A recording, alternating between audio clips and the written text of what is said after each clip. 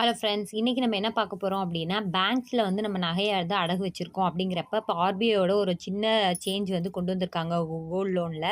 அந்த சேஞ்ச் என்ன? ரூல்ஸ் வந்து என்ன விதமான ரூல்ஸ் அப்படிங்கிறதையும், பிளஸ் அதனால நமக்கு என்ன விதமான ட்ராபேக்ஸ் இருக்கா? இல்ல பாசிட்டிவா? அப்படிங்கிறத பத்தியும், பாசிட்டிவ் சைட்ஸ் என்ன? அப்படிங்கிறத பத்தியும் நான் பார்க்க போறோம்.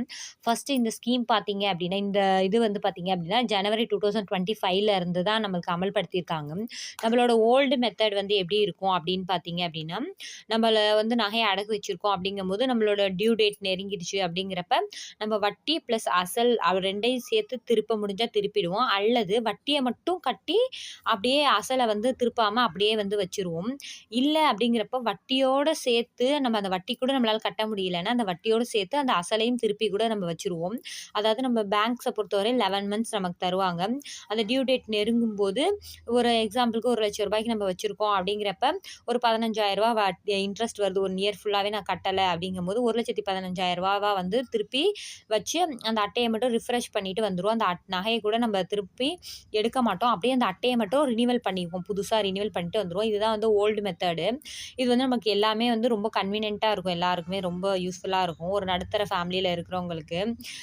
அது இதில வந்து என்ன ஒரு சேஞ்சுனா, 2 விதமான சேஞ்ச் கொண்டு வந்திருக்காங்க. ஃபர்ஸ்ட்டு சேஞ்ச் வந்து என்ன அப்டின்னா, அந்த 11 மந்த்ஸ்க்குள்ளார நம்ம வட்டி பிளஸ் அசல் 2யுமே வந்து கட்டி திருப்பியே ஆகணும். இன்னொரு விஷயம் என்ன செகண்ட் ஒன் பார்த்தீங்க அப்டின்னா, அன்னைக்கே வந்து திரும்பி நம்ம வைக்க முடியாது.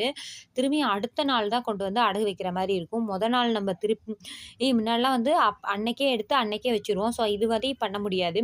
ஃபர்ஸ்ட் ரூல் வட்டி பிளஸ் அசல் 2மே கட்டி திருப்பிறணும். இன்னொன்னு அடுத்த நாள் தான் கொண்டு வந்து அத வைக்க முடியும். இந்த மாரி 2 விதமான சேஞ்ச் கொண்டு வந்திருக்காங்க.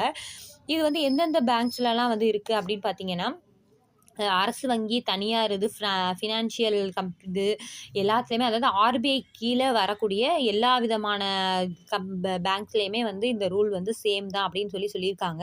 எனக்கு தெரிஞ்சு ஒரு 2, 3 பேங்க்ஸ்ல வந்து இதே சேம் தான் அப்படின்னு சொல்லியிருக்காங்க. அவங்க ஆர்பிஐ கீழ இருக்கக்கூடிய எல்லாத்துக்குமே அவங்க குடுத்த அதே சேம் ரூல் தான் சொல்லியிருக்காங்க. இருந்தாலும் நீங்க நகை அடகு வச்சிருக்கீங்க அப்படிங்கிற பட்சத்தில உங்களோட பிரான்ச்சுக்கே போயி நீங்க கேட்டுக்கிறது நல்லது. ஏன் அப்படின்னா, நமக்கு அதுக்கு தகுந்தாப்புல நம்ம அமௌண்ட் வந்து ரெடி பண்ற மாரி இருக்கணும் இல்லையா? ஸோ அதுக்காக தான். அதுக்காக நான் முன்கூட்டியே போய் கேட்டு தெரிஞ்சுக்கோங்க. அது நல்லதா இருக்கும். அடுத்து வந்து என்ன விதமான 2 ரூல்ஸ் இருக்கு அப்படின்னு பார்த்தீங்கன்னா, அந்த நகைய திருப்புறது. நகைய வந்து கண்டிப்பா 1 இயர்க்குள்ள திருப்பிறணும்.